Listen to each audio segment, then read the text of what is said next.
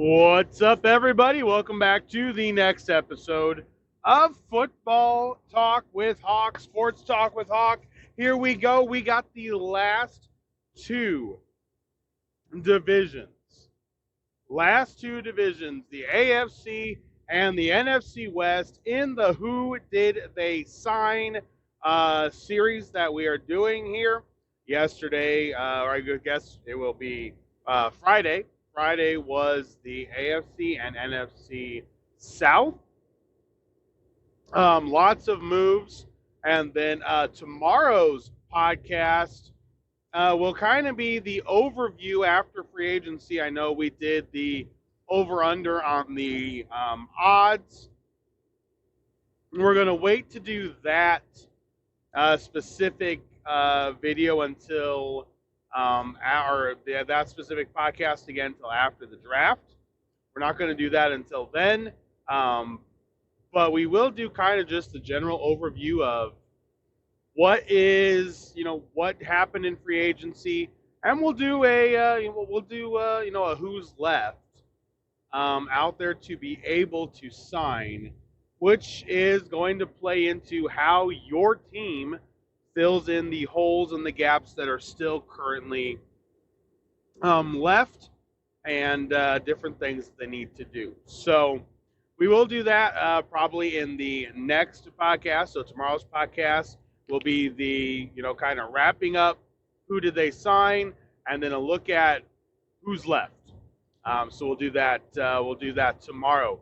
But without further ado, let's jump straight into this. We got the AFC West. We're going to start with the AFC West. And we start with the Denver Broncos.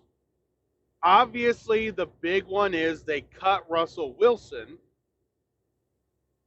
for an $85 million dead cap hit.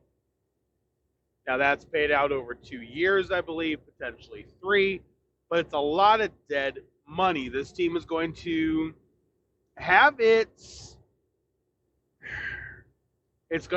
challenges trying to compete at even a playoff level. Not going to lie. Like, I don't see this team being able to compete at all. Be right up honest with you, and kind of, here's why. Listen to the free agent signings. Michael Burton re-signed with the team. The wide receiver, Lil Jordan Humphrey, re-signed with the team. They traded Jerry Jeudy to Cleveland. His replacement is Josh Reynolds, which they signed on a 2-year deal worth up to $14 million. They re-signed their tight end, Adam Troutman. They signed Matt Pearl, the offensive tackle. They signed Calvin Throckmorton to a 1-year deal. They signed Sam Mustipher to a contract. Then they signed defensive lineman Malcolm Roach to a 2-year deal worth up to $8 million. They signed Cody Barton, the linebacker, to a 1-year deal. Justin Stranad signed a deal. Safety Brandon Jones signed a 3-year deal. Safety PJ Locke re-signed on a 2-year, $7 million deal. And then Will Lutz, their kicker, also re-signed. Kind of underwhelming. The problem is they have to be. They have to be underwhelming. They really can't go do much. They're cap strapped right now. They don't have the ability to go out and get guys for much more than top $7-8 million a year. And even then, you got to be careful who it is. So it's just kind of where we're at right now. The Broncos, I think, will struggle. Sean Payton's a perfectly fine coach, but when you don't have players, you don't have players. All right, Kansas City Chiefs. They signed Carson Wentz to a 1-year contract. They re-signed Clyde Edwards-Helaire. They signed Luis Reese-Zammit, the star sensation I'm really intrigued to see how they use him. Not gonna lie. They signed Hollywood Brown on a 1-year, $11 million deal. They signed Irv Smith, the tight end, to a 1-year deal. They re-signed their edge, Michael Dana, to a 3-year, $24 million deal. I like that deal. Really do. Really like that deal. Don't like this one. Chris Jones, 5 years, $158.75 million contract, $100 million guaranteed. I'm going to say a name, and some of you are going to go, oh, this kid, he won't do that. Albert Haynesworth. Chris Jones is moody. Chris Jones yaps his mouth. Chris Jones has injury problems now. This contract to me was really stupid. Very stupid. They let they didn't let L'Jarius Sneed necessarily, but because of how they played the L'Jarius Sneed situation, they ended up giving him up for nothing. They kept Chris Jones, a very aging defensive tackle, who, for all we know, could retire after this year. Aaron Donald was truthful with the Rams. Aaron Donald didn't string the Rams along. This is why I can respect a guy like Aaron Donald. He can go out. He can go out on top. He can do it with class, respect between him and the organization, and respect from the NFL. He's got a life to live now. He's got a family. Chris Jones, 5-year deal? Are you kidding me? He's not going to play all 5 years. Give me a break. All right, next they re-signed Derek Nottie. Then they re-signed Tershawn Wharton. They re-signed linebacker Drew Tranquill to a 3-year deal, $19 million. They re-signed Deion Bush. They then signed punter/kicker Matt Ariza after everything has been settled on the legal side of things. And then once again, a long snapper gets re-signed, James Winchester. Love it. I love the long snappers. All right. Las Vegas Raiders. Very condensed. Not a lot of stuff happening, but impactful signings. They signed Gardner Minshew to a 2-year, $25 million deal. There is a very big chance that he ends up being the starter, at least for the first half of the year, if not the whole season. Very big chance. They re-signed running back Amir Abdullah. Then they signed running back Alexander Madison away from the Vikings. They re-signed their center, Andre James, to a very, very good 3-year, $24 million contract. They re-signed Adam Butler on the defensive line and John Jenkins, and then made a big splashy move by signing Christian Wilkins on a 4-year deal worth $110 million with $84 million guaranteed. I'm not so sure about it. He's younger than Chris Jones. I know what they're doing. They're trying to compete in that division. They got to compete with the Chiefs. Very clear. And they're saying defensive line is where we're going to win this game. Christian Wilkins, Max Crosby, not a bad idea to let them try to win it for you. Not going to lie. Not bad at all. All right, the last team in the AFC West is the Chargers. They re-signed QB Easton Stick. They signed running back away from Baltimore, Gus Edwards, because they let Austin Eckler walk. And it was a very good deal for them, a 2-year, $6.5 million deal. They signed tight end Will Dissly to a 3-year, $14 million deal.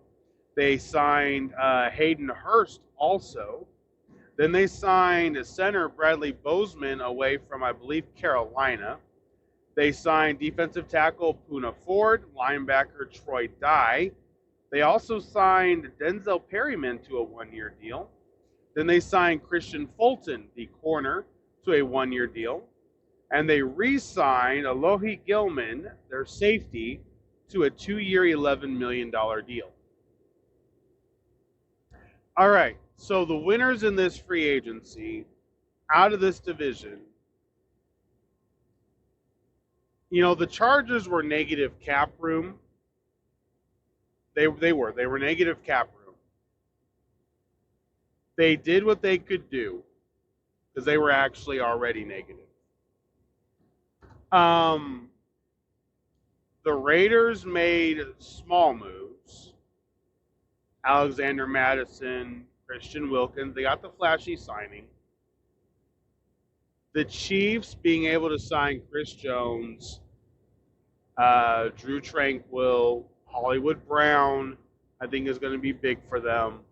The rugby star as well. Honestly, I think the Chiefs won free agency out of this division more because of the re-signings, necessarily more because of the re-signings, not the signing.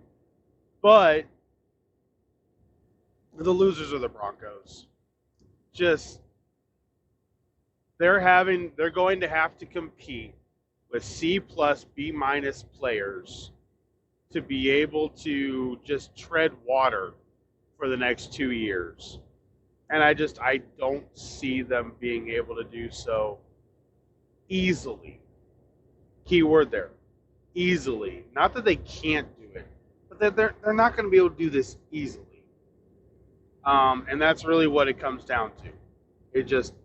That's where we're at right now. So the AFC West, winners, the Chiefs, losers, Broncos.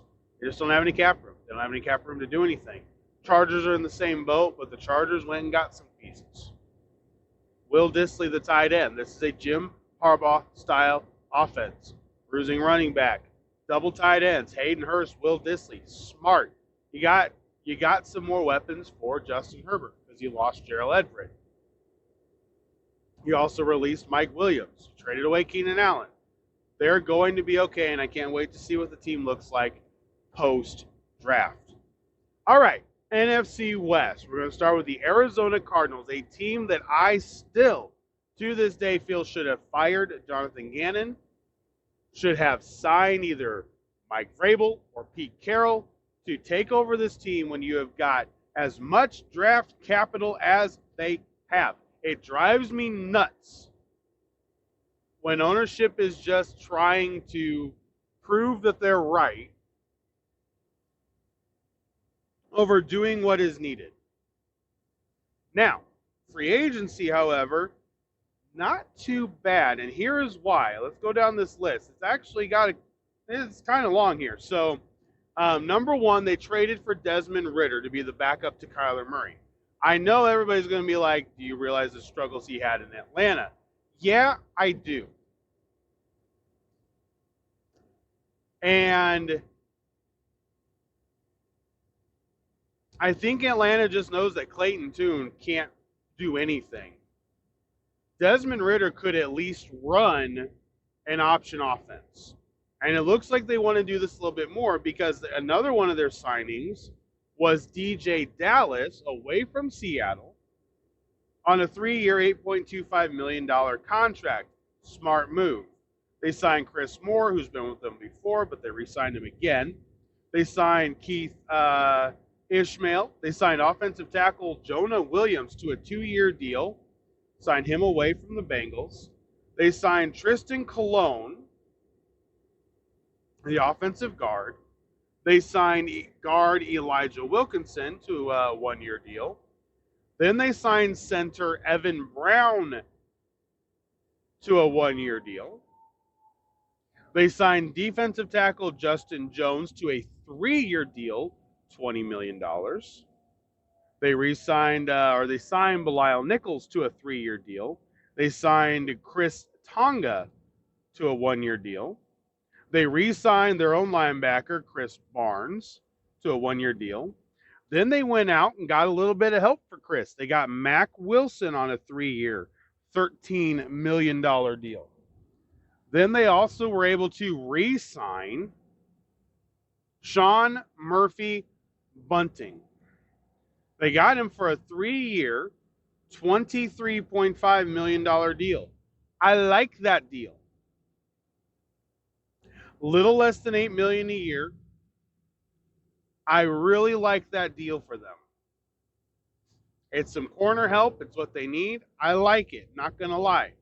They signed their long snapper, Aaron Brewer, re-signed a 1-year deal. And then their punter re-signed a 2-year deal, Blake Gillikin. So, honestly, not bad. This team is not as bad as their record is. But Kyler Murray has to be healthy, and that won't happen. And I think that's why they made the trade for Desmond Ridder. They may still draft a guy. But all in all, for a team that just needs to fill in areas, I can't lie. It works. All right. Los Angeles Rams signed Jimmy Garoppolo to a 1-year deal at $4.5 million, but could be worth $12 million through incentives if Matthew Stafford gets hurt. Demarcus Robinson signed a 1-year deal worth up to $5 million. Colby Parkinson signed a 3-year, $22.5 million deal. The reason I like this move, I think they're going to go a little bit more protection because of Puka Nacua and Cooper Kupp. If they can, get enough out of him, I think they'll be okay. And I think what they're going to do is they're going to try to protect. They're going to try to run it a little bit more. Sean McVay does enjoy running. Todd Gurley, had some good years. I think they're going to get back to running. I really do. I think they have to get back to running. If they don't, something's going to be wrong. But nonetheless. So they got Colby Parkinson, and then they went offensive line. They got 2 offensive linemen. The guard Kevin Dotson on a 3-year deal, $48 million, and Jonah Jackson on a 3-year deal, $51 million. They shored up their offensive line pretty dang well. Not going to lie. And we already know the 49ers have lost Eric Armstead and Javon Kinlaw and Chase Young. So the 49ers have lost 3 defensive linemen. The Rams signed 2 guards to solidify that offensive line. Guards that can help in that run game pretty good. Pass game, I don't think it changes much, but the run game, for sure, it helps. All right, then they have a couple of, just random signings. They got defensive tackle Lauro Murchism signed with the Rams, and then Christian Roseboom, the linebacker, signed as well. And then they got 2 corners. They signed Tre'Davious White to a 1-year deal worth up to $10 million. Steal. Stole him. Stole him away, man. That was impressive. Then they signed the corner Darius Williams to a 3-year deal, $22.5 million. Once again, beautiful. They signed safety Cameron Curl away from Washington, 2-year deal, $13 million. Smart moves. Offensive line, you got a young defense. We bring in Tre'Davious White and Cameron Curl to be able to help the young secondary. I love the moves by the Rams. The Rams, the Niners, the Ravens, they make such subtle moves. I know everybody's up over the Kansas City Chiefs. I'm sorry.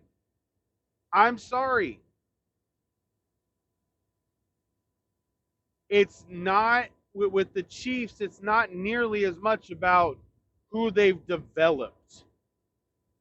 Look at their receiving core. It's Kelsey. It's Dickerson on the line. Their right tackle got pushed everywhere this year.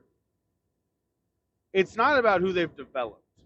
With the Rams, the Ravens, the Niners, it's about who they've developed, who they've drafted and brought up. That's what it's about, and that's what makes them so dang special. Speaking of the 49ers, they are next. They are next. They signed re-signed quarterback Brandon Allen.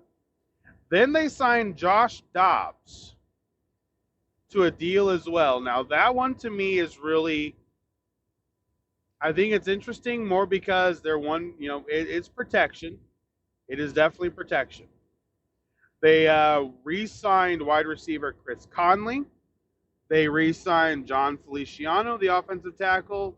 And then they signed Colton McKivitz to a one-year deal, $7 million extension. So he's now signed through 2025. All right. Now, here we go. Chase Young, Javon Kinlaw, Eric Armstead, all gone. Who are they going to replace them with? Well, here we go. Edge rusher Leonard Floyd signs a 2-year, $20 million deal.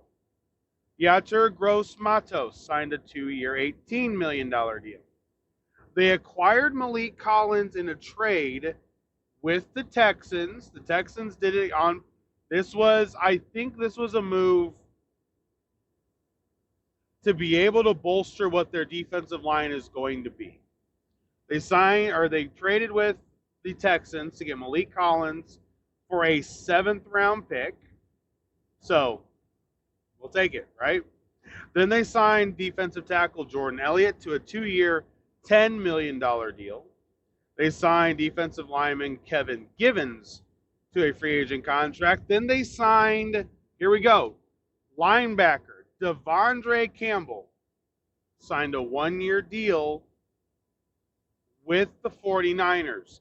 That's big. I think he's going to be a hybrid rush. I think he's going to end up being a hybrid rush off the edge. They also signed Demetrius Flanagan-Fowles, who was already with the team. He re-signed. Isaac Yiadom, the corner, signed with them. And then they signed George Odom. They re-signed him to a 2-year deal worth $10 million. They lose 3 defensive linemen. They signed 5. 5. It works, guys. You guys remember, I watched this movie last week. You guys remember Moneyball. Beginning of that movie, the first third of it, Billy Beane is saying, stop trying to replace Giambi. We can't do it. But we can recreate him. There are certain teams that have Moneyball figured out in the NFL. Ravens. I'm going to say the Commanders. I think the Commanders have. They have Adam Peters from the 49ers.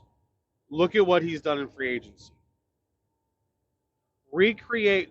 They lost Montez Sweat in a trade. He lost him. They lost Chase Young.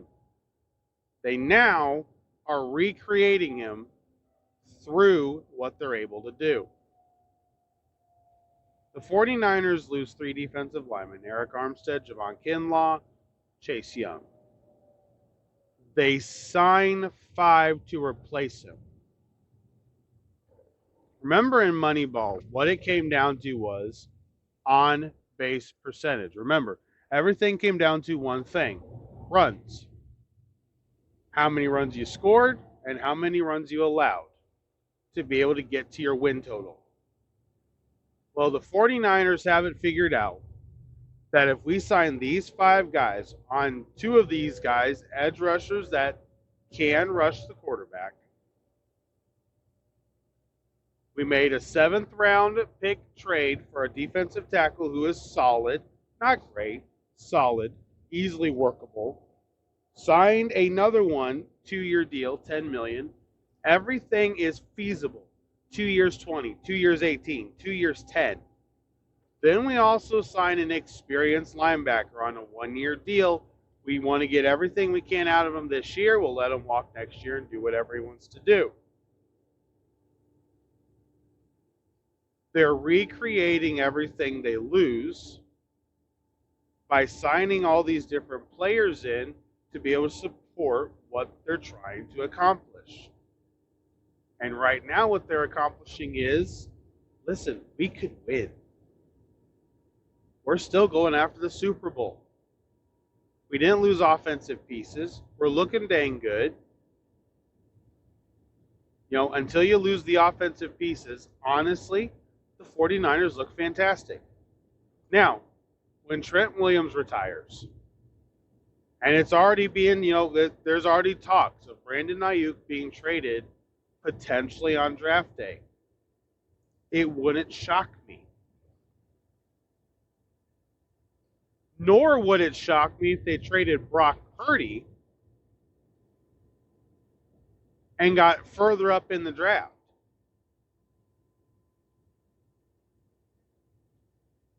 What if you traded Brock Purdy to New England? Brock Purdy, a first-round pick this year and your first-round pick next year for the number 3 pick. They've done that before. I think Drake May is the second-best quarterback. I know people are like, sometimes he disappears. He's at North Carolina. Give me a break. He's not on television all the time. It's different. Riley Leonard from Duke was one of my favorite quarterbacks. He got injured. It didn't end up working. Riley Leonard is from... Hang on. Riley Leonard is from Kentucky. Devin O'Leary is from Duke. That's right. Sorry, I knew there were 2 quarterbacks that I liked. Both at schools with blue helmets. But both of them I looked at and went, there's something there. There's something there. And I think that's where we're at now. Jaden Daniels with Kyle Shanahan. I still think Trey Lance could have worked with Kyle Shanahan. But they didn't risk it. They didn't need to. Jaden Daniels with Kyle Shanahan. It could be a Trey Lance situation. Maybe it's not. Maybe they don't need to trade up that high to get him. What if you make a trade with Denver? For 12. The 49ers trade their pick and Brock Purdy to Denver for 12. Denver gets Brock Purdy out of it, and they still have a first-round pick, of which they need, and you can draft Bo Nix. You go draft Bo Nix. There's a lot of people saying that the Rams are going to take Michael Penix, that they're not going to take Jair Newton. They're not going to go defensive tackle. They're actually going to go go quarterback. Well, you only signed Jimmy Garoppolo to a 1-year deal. Sean McVay is going to make sure he understands everything before he puts him out there. It actually makes sense. Some news with it, though, like defensive tackle Devondre Sweat, a guy that should be in the top of the 2nd round, got arrested on a DWI.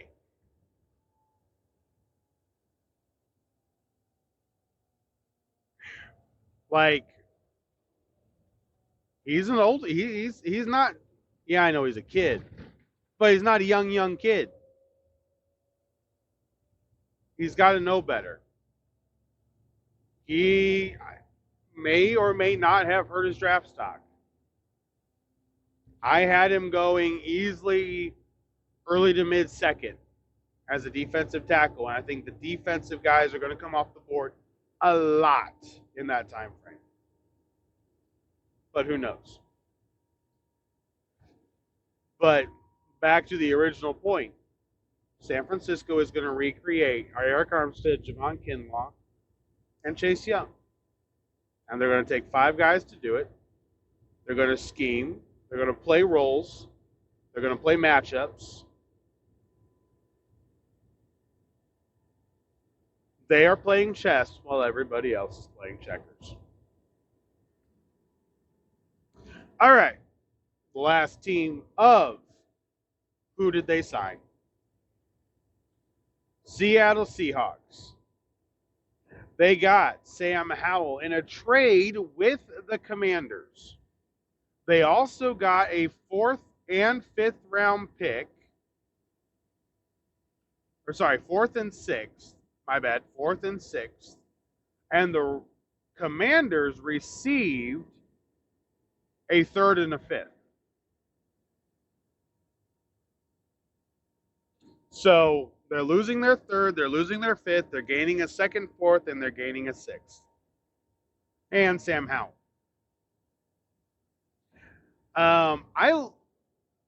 You know what? I kind of like this move.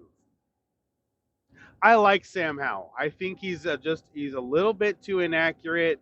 Eric Bieniemy was trying to work with him, but I like Sam Howell as a 4-game backup. He can win you 2. And you know what? As a head coach, I really think that's all you can do. If you're going to come in for me as a backup quarterback, I need you to win 2 games of 4. I need you to win half of the games. That's what I need from you. They signed Laviska Shenault. They signed tight end Pharaoh Brown, and they re-signed Noah Fant, which is big.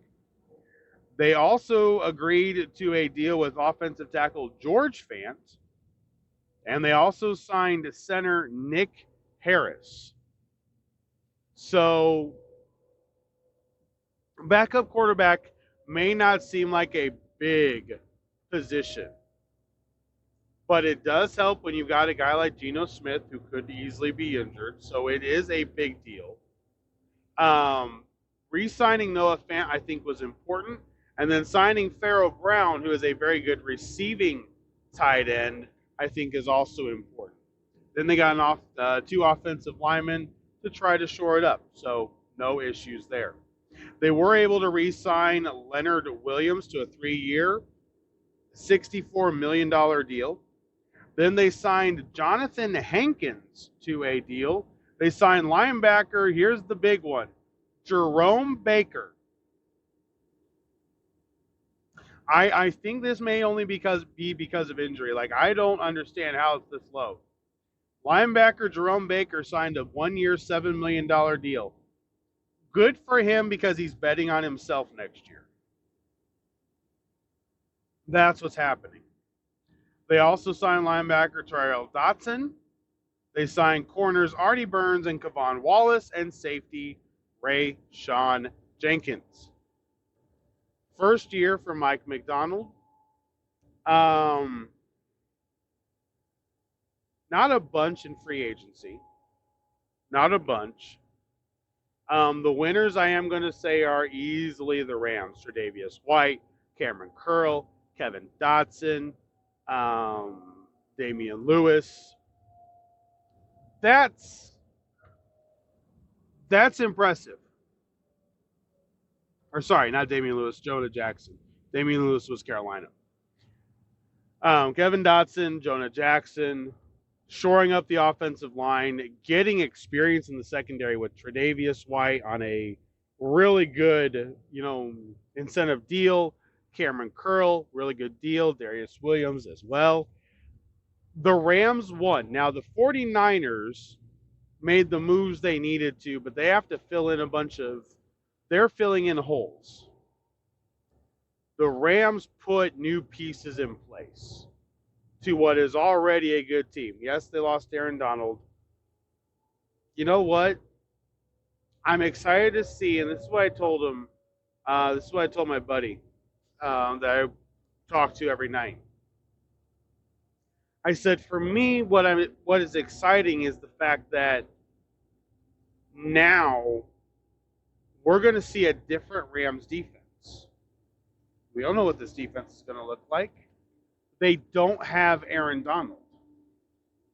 So what stunts, what blitzes, what calls are they now going to make? This could actually be, and I know it seems like it's wrong, it could actually be a better defense without Donald.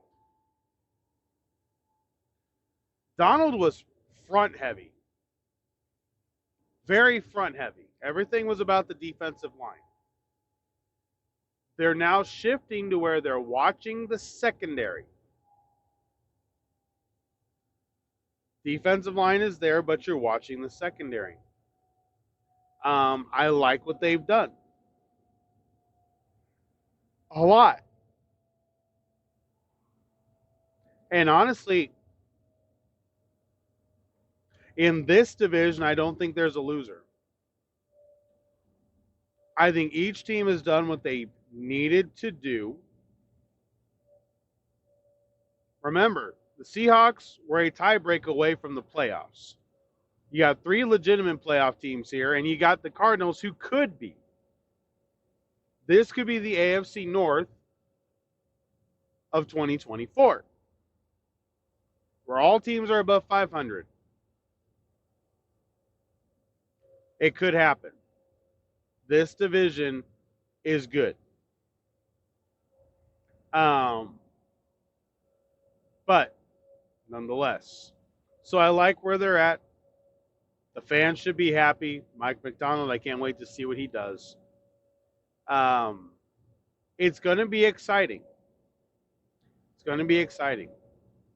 Teams are using the strategies they need to be able to compete. But you definitely see a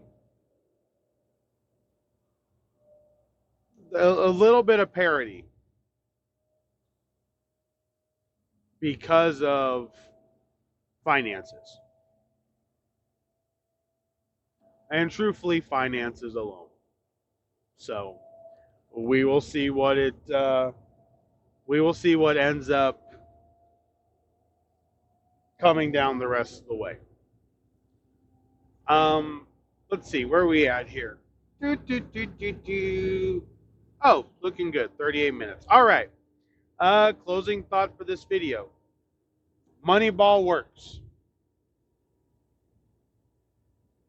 Paying attention, forgetting about whether they run odd, throw odd,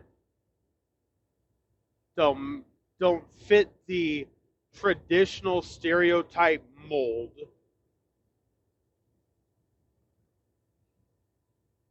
It matters.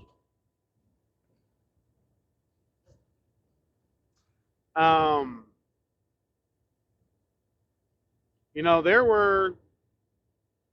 remember those Oakland A's teams?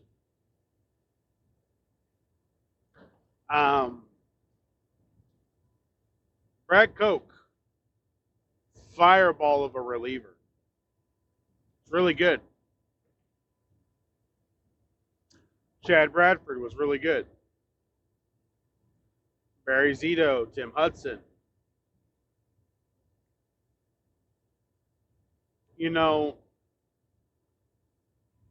Where we got Cliff Pennington, Scott Hatterberg, Eric Chavez.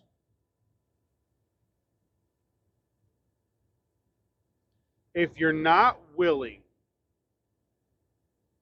to take a risk, you'll never be rewarded for being safe.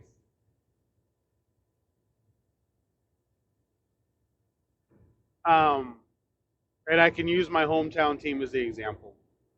Indianapolis Colts.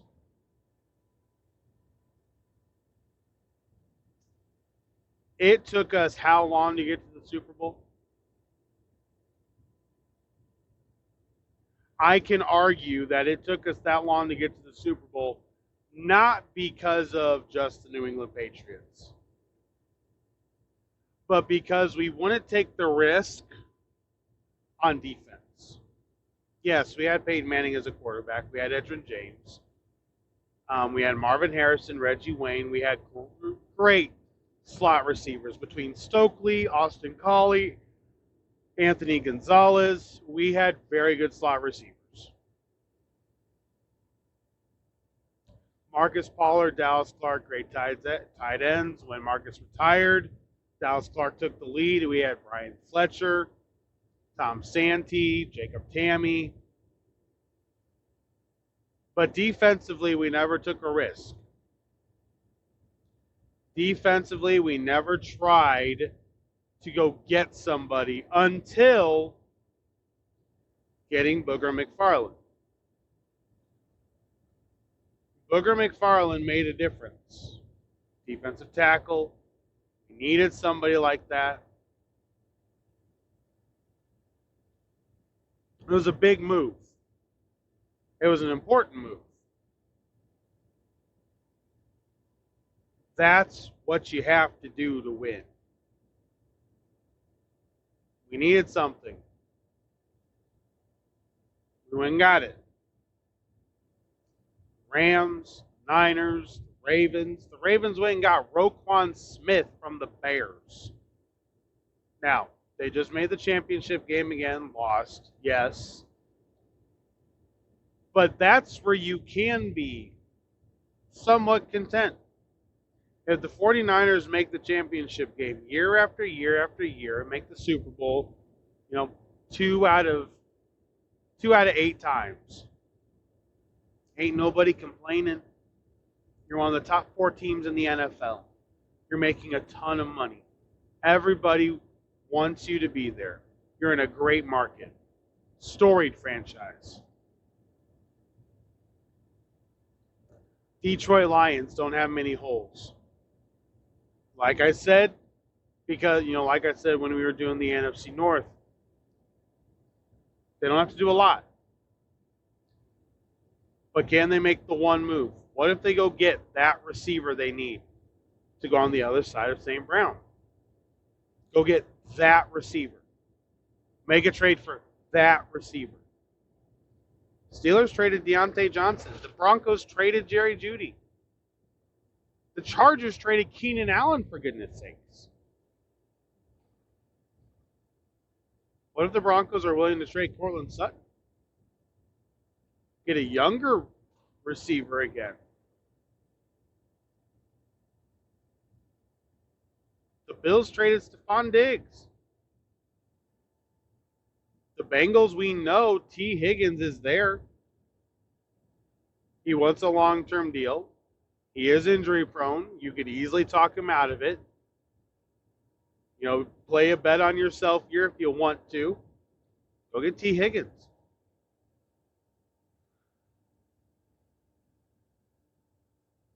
You got to make a move. You got to make that move and make it strong. It'll work. All right, guys. That is going to be it for me. Who did they sign is done. We'll wrap it up tomorrow. And we'll also go with who is left. Thank you so much for listening, guys. Make sure to hit that subscribe button, the like button, the notification bell, and I will see you tomorrow. Until next time, this is Sports Talk with Hawk. I'm Hawk, and I'm out.